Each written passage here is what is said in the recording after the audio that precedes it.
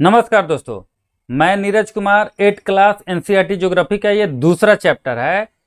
इसमें क्या आपको पढ़ना है, यानी कि पिछले चैप्टर जो हम पढ़े थे रिसोर्सेज के बारे में, रिसोर्सेज के टाइप देखे थे। तो आपका पहला जो टाइप देखे थे नेचुरल रिसोर्सेज, तो नेचुरल रिसोर्सेज, मैनमेड रिसोर्सेज और ह्यूमन रिसोर्सेज। तो इसमें बेसिकली आपको क्या है, नेचुरल रिसोर्सेज यानी कि प्राकृतिक संसाधन के बारे में जानना है। वो भी प्राकृतिक संसाधन में आप देखिए, जैसे आपका लैंड है, सॉइल और वाटर।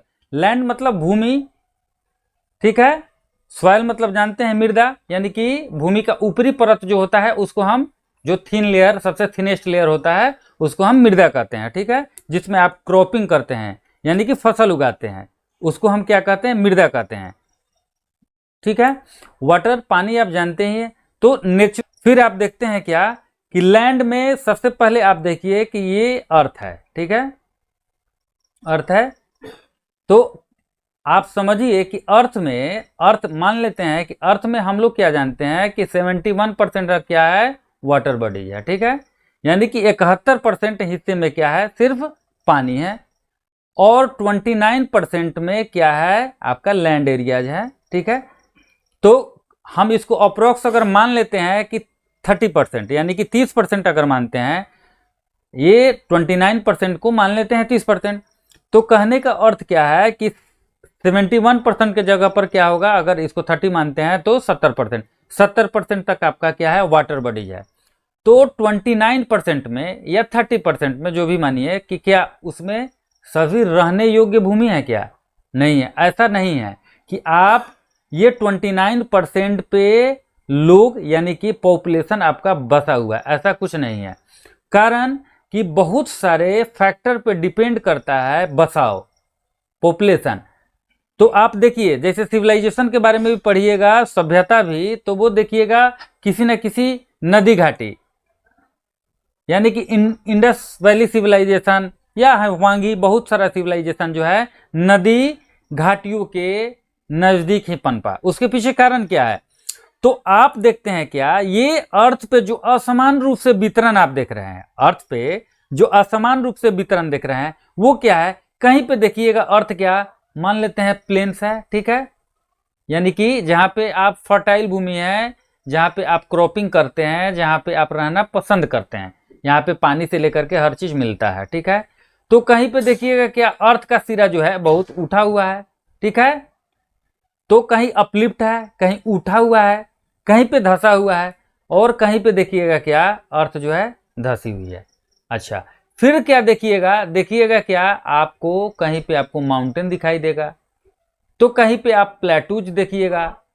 फिर आप कहीं देखिएगा क्या, डेजर्ट एरिया है, डेजर्ट है, ठीक है। इसके पहले भी हम लोग सहारा डेजर्ट के बारे में और कोल्ड डेजर्ट जो है उसके बारे में भी हम लोग पढ़े थे। तो डेजर्ट पे देखिएगा क्या, वहाँ पे वेजिटेशन भी बहुत कम होता है, बहुत सारा प्रॉब्लम जो है डेजर्ट में क्रिएट होता है, क्योंकि पानी का बहुत ही कमी, स्कार्सिटी रहता है, बहुत ही कम पानी मिल पाता है, या कहीं कहीं पे मिलता भी है, तो इस पे हम नहीं जाएंगे। तो हमको क्या समझना है कि 29% में भी रहने योग्य भूमि देख रहे हैं बहुत ही कम है। पहाड़ों पे तो जाके आप रहिएगा नहीं, पठारों पे जाके तो रहिएगा नहीं, ऊंचा जहाँ पे भूमि है वहां भी रहना आप नहीं पसंद करेंगे। वहां पे लोग रहता भी है तो वहां पे डेंस पॉपुलेशन नहीं है। कहने का अर्थ क्या है, सघन आबादी, घना आबादी जो है, घना मतलब एक जगह बहुत लोग रहता है वो घना हुआ, तो नहीं रहना पसंद करते हैं, ठीक है। तो क्या है कि आप दूर दूर, जैसे यहाँ पे आपको सघन आबादी आपको मिलेगा, ये प्लेन एरिया में क्या है, सघन आबादी मिलेगा, ठीक है। जैसे गंगा प्लेन में ही देखिए बहुत सारा है, ठीक है। तो आपको वहां पे क्या है, सघन आबादी। लेकिन ऊंचा जो जगह है वहां पे रहना लोग पसंद नहीं करते हैं, या पहाड़ एरिया, पहाड़ी जो इलाका है वहां भी तो लोग रहता है, लेकिन आबादी जो है बहुत ही कम है। घर देखिएगा, एक घर जो है यहाँ पे बना हुआ है, तो देखिएगा दूसरा घर क्या है, बहुत ही दूर। और लेकिन हम लोग जहाँ पे जिस गांव में रहते हैं देखते हैं कि गांव में भी आबादी जो है आजकल बहुत ही घना हो गया है। शहर में तो पूछिए ही मत, शहर का तो हाल ही बेहाल है।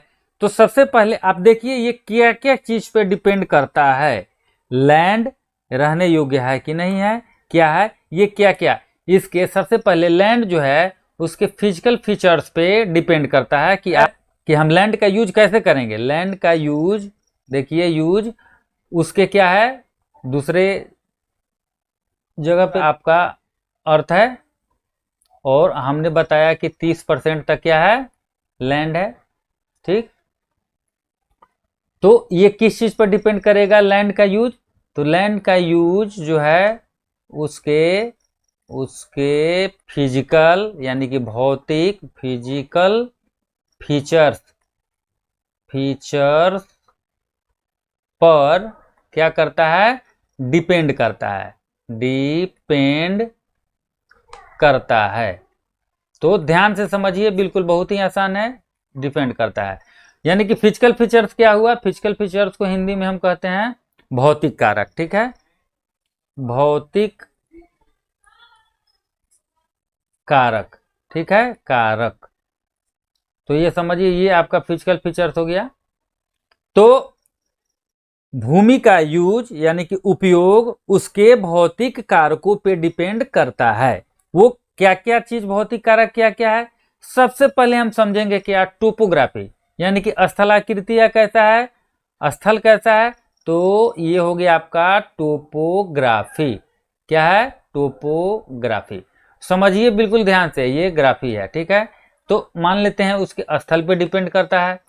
दूसरा, टोपोग्राफी के बाद आप देखिएगा क्या कि टोपोग्राफी पे डिपेंड करता है। ठीक है, टोपोग्राफी अगर मान लेते हैं कि बिल्कुल प्लेन लैंड है, हम समझते हैं कि स्थल क्या है, बिल्कुल प्लेन है, तो वहां दूसरा चीज क्या कि स्थल अगर प्लेन है तो आप देखिएगा क्या वहां के क्लाइमेट कंडीशन कैसा है, क्लाइमेट कैसा है, क्लाइमेट मतलब जलवायु कैसा है वहां का, जलवायु। ऐसा तो नहीं है कि एक्सट्रीम जो है क्लाइमेट है, एक्सट्रीम क्लाइमेट हम समझे थे, एक्सट्रीम क्लाइमेट तो नहीं है। एक्सट्रीम क्लाइमेट का अर्थ क्या हो जाएगा, हॉट होगा भी तो बहुत ज्यादा होगा, बहुत ज्यादा गर्मी होगा, और ठंडी व कोल्ड भी होगा तो बहुत ज्यादा कोल्ड होगा।